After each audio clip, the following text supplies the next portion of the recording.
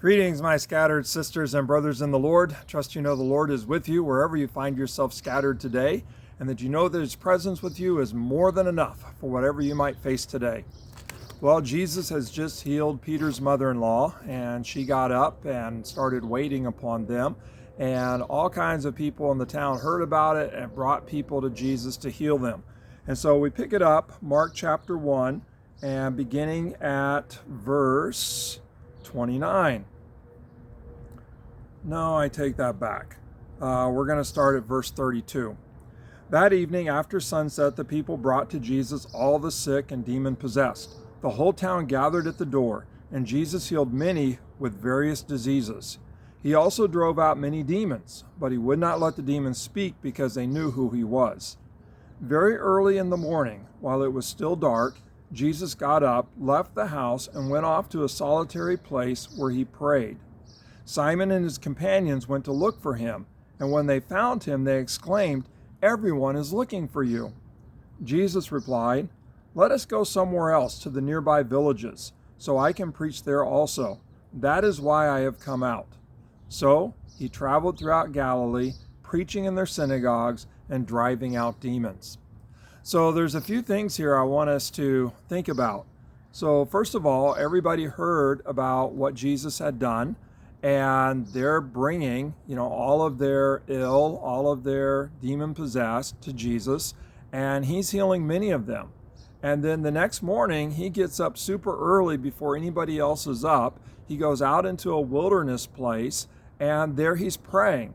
Now remember, the last time Jesus was in a wilderness place was after his baptism. And he went out and he was tested and he was tempted, and then he began his ministry.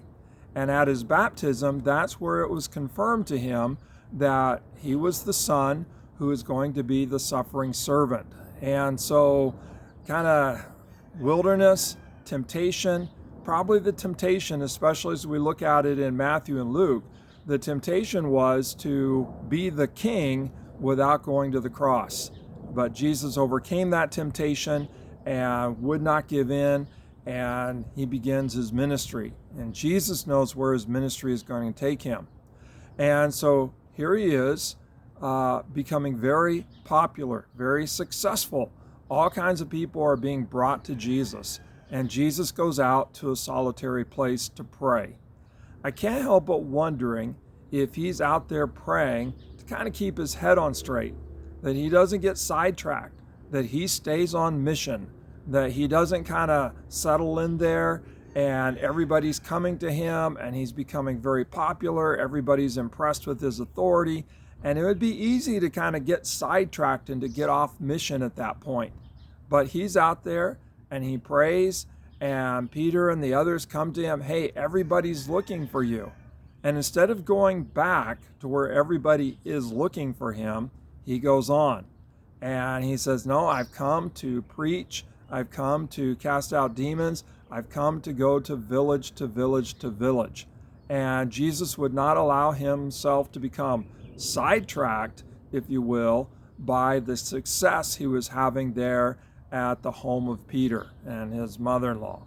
And so I've been thinking about that some in terms of how easy it is for us to get sidetracked, how easy it is for us to kind of get off mission. And sometimes we're sidetracked by bad behavior. Sometimes we're sidetracked by, kind of obvious temptations. Don't go that way. But we can also be sidetracked by success. We can be sidetracked by things actually going well to where we start pursuing that instead of staying on mission. And so today, just pause for a moment and check yourself. Am I getting sidetracked anywhere? It might be sidetracked in terms of how you spend your time. It might be sidetracked in terms of, success. It might be sidetracked in terms of a bad habit. But either way, the enemy, the devil, is looking to get us sidetracked and off mission. And so, do what Jesus did. Get in a solitary place, get back in touch with the Father, and pray, Lord, help me not to get sidetracked. Help me to stay on mission. Well, God bless. Have a great day.